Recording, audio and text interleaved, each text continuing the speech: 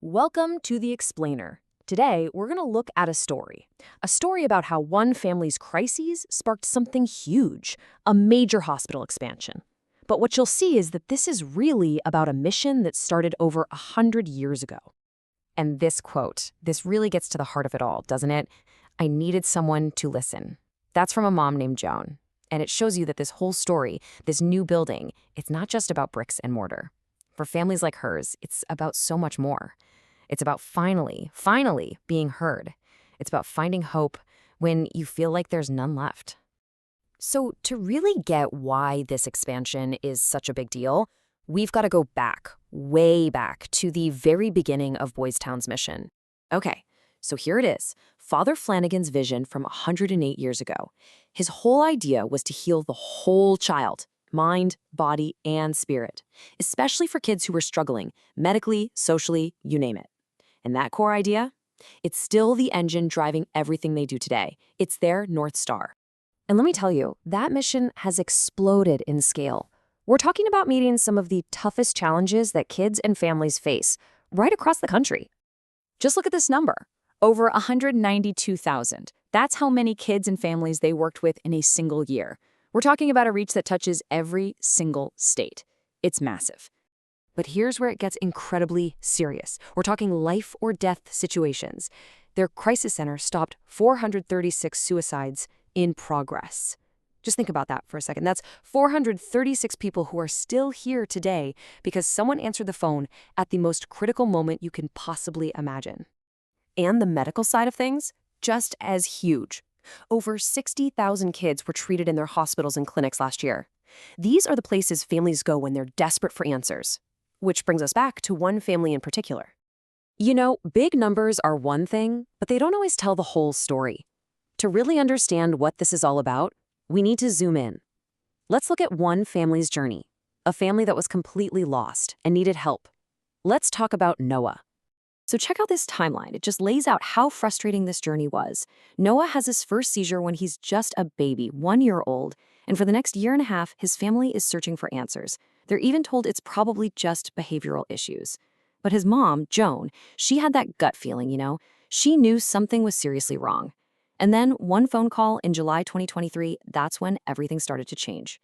And this really just spells it out, doesn't it? Look at the difference. The first assessment was behavioral issues, but Boys Town found confirmed seizure activity. They were told it might be autism-related. Boys Town diagnosed it as epilepsy. It's the difference between being dismissed and being heard. And it just goes to show how absolutely crucial it is to have specialists who actually listen to parents. But okay, even with the diagnosis, the fight was far from over. In fact, things took a devastating turn.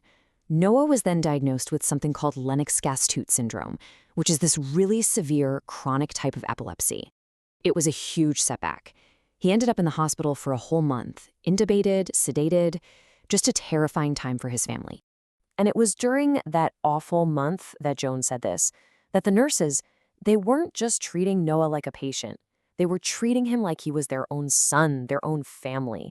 And that human connection, that compassion, that became everything. It was their anchor in the middle of a hurricane. And that, right there, that experience is the why. It's the whole reason this new expansion is so incredibly important. It's being built to bridge that exact gap, to connect the most advanced research with that kind of life-saving, compassionate care that families like Noah's desperately need. So the expansion is basically two halves of a whole.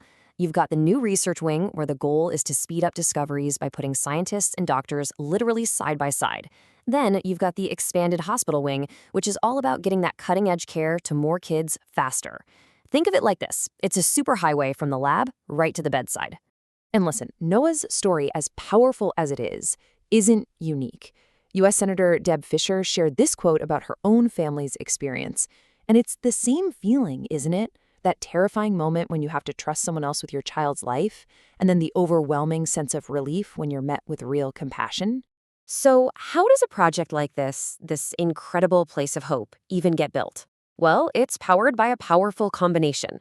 A legacy of scientific genius, and some truly amazing generosity.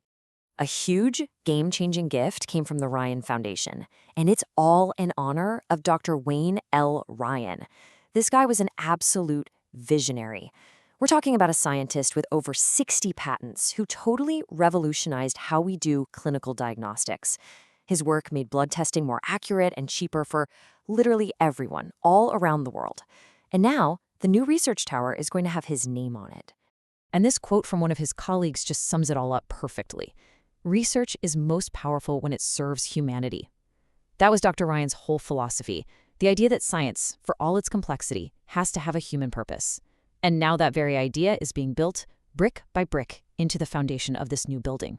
So as this whole new facility comes to life, it really leaves you with one big question to think about.